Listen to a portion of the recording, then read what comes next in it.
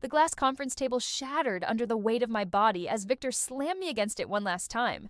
Papers flew everywhere. My torn blouse hung open. I was gasping, tears mixing with sweat on my face. "You're mine, Anna," he growled, zipping up his pants with a satisfied smirk. "Never forget that." I nodded weakly, still trembling. But in that exact moment, as he walked out of the office like nothing happened, I saw something fall from his jacket pocket. A photo of him with another woman and 2 children. My blood ran cold. Who the hell have I been sleeping with for the past 8 months? The flame. My name is Ana Morales, 27 years old. For 3 years, I had been the personal secretary of Victor Ruiz, one of the most respected and feared real estate tycoons in the city. He was 42, married, or so everyone thought, ridiculously handsome and dangerously charismatic. Every night after 9 p.m., when the entire floor emptied, our late-night meetings began. At first, it was just innocent flirting. Then, it became stolen kisses. Then, it became raw, passionate sex on his desk, against the window, in his private bathroom. The kind of sex that leaves you shaking for hours. I was addicted. I convinced myself he loved me.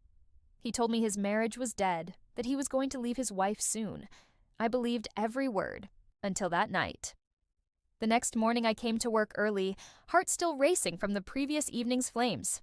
I picked up the fallen photo from under the desk. Victor with a beautiful woman and 2 little boys. The date on the back was only 3 weeks ago.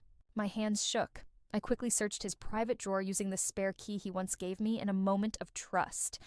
What I found made my stomach drop. Bank statements. Millions of dollars moved from the company to offshore accounts. Emails with his wife planning their next vacation.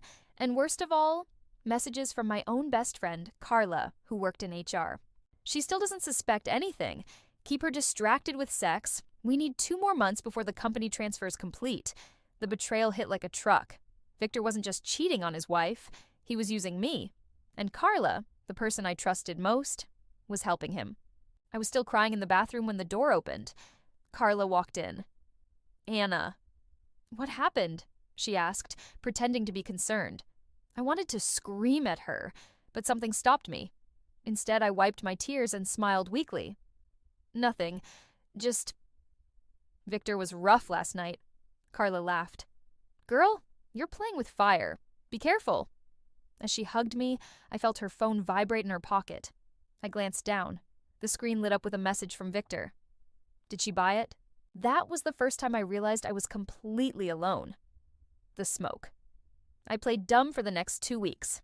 I continued sleeping with Victor, moaning louder than ever, making him believe I was still his naive little toy. But every night after he left, I stayed behind and copied documents, recorded conversations on my hidden phone, and transferred small amounts of evidence to a secret cloud. I discovered something even darker. Victor wasn't just stealing from the company. He had been blackmailing several female employees before me. 3 of them had quit suddenly. 1 had attempted suicide. I was just the latest victim in his game. The rage inside me grew into something cold and calculated. One night, while Victor was in the shower after our usual meeting, his phone buzzed. It was a video call from his wife. I answered it silently. The woman on the screen looked exhausted. "Victor, when are you coming home? The boys keep asking about you." Then she noticed it wasn't Victor holding the phone. She saw me, half naked, lipstick smeared, standing in her husband's office. Her face changed from confusion to pure fury. "Who the hell are you?" she whispered. Before I could answer, Victor walked out of the bathroom. His face went white when he saw me holding his phone. That's when I smiled for the first time in weeks. The fire spreads. Victor tried to fix it. He screamed at me, threatened me, then begged. He promised to leave his wife. He even offered me money. I pretended to accept, but I had already made contact with his wife, Elena. We met in secret at a small cafe outside the city. She told me everything. Victor had married her for her family's money. He was slowly transferring everything to his name. He had been planning to divorce her after draining the accounts. And I was the perfect distraction. Elena wasn't weak. She was a silent warrior who had been collecting evidence for months too. We formed an alliance, the hidden identity. During one of our secret meetings, Elena showed me documents I never expected. Victor wasn't even his real name. His real name was Diego Morales. He was my father's half-brother, the uncle who disappeared after my father died and left me with massive debts. He had changed his identity, built a new life, and was now destroying me the same way he destroyed my father years ago. The man I had been sleeping with was my uncle. The flames of disgust and rage almost consumed me. Temporary defeat. Victor found out about my meetings with Elena. He moved fast. In one day, he fired me publicly, accused me of stealing company money, and had security drag me out of the building while everyone watched. He even planted fake evidence. Carla stood beside him smiling.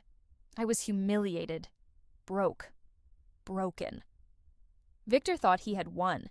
He threw a big victory party at the office that same night to celebrate removing the traitor. While everyone was drinking at the party, I walked back into the building wearing a cleaning uniform, face hidden. I went straight to the server room. Using the backdoor access I had created weeks earlier, I uploaded everything.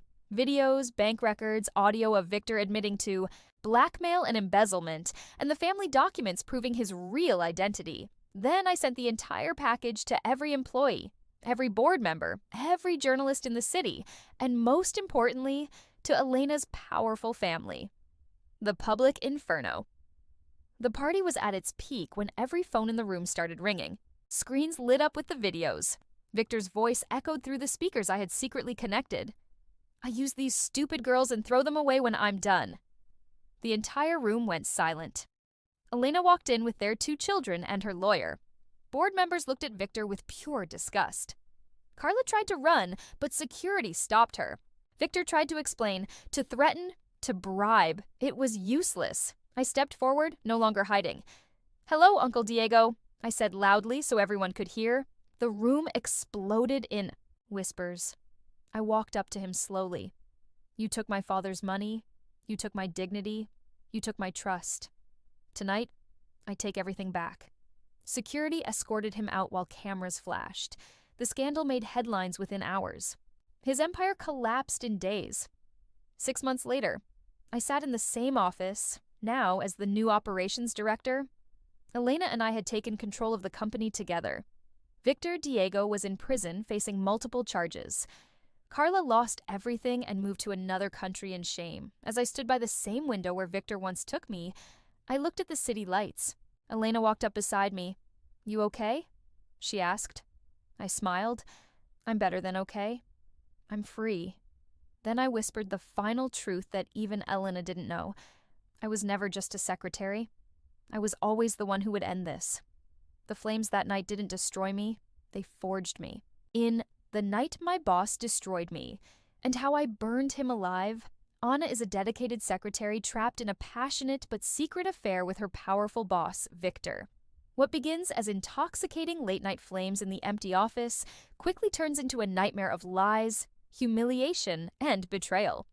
As shocking secrets surface, hidden wives, stolen, money, and ruthless manipulation, Anna transforms from a broken victim into a cunning avenger. This cinematic revenge story is packed with intense emotion, multiple jaw-dropping twists, public confrontation, and ultimate justice. Viewers will be hooked from the first second as Anna fights back against the man who tried to destroy her life. Perfect for fans of dramatic, high-stakes storytelling with satisfying revenge. Call to action. If you felt the fire in this story, smash that like button. Subscribe and turn on notifications so you never miss a new revenge story. Drop a comment. What would you do if your boss betrayed you like this? Share this video with someone who needs to see it. See you in the next story.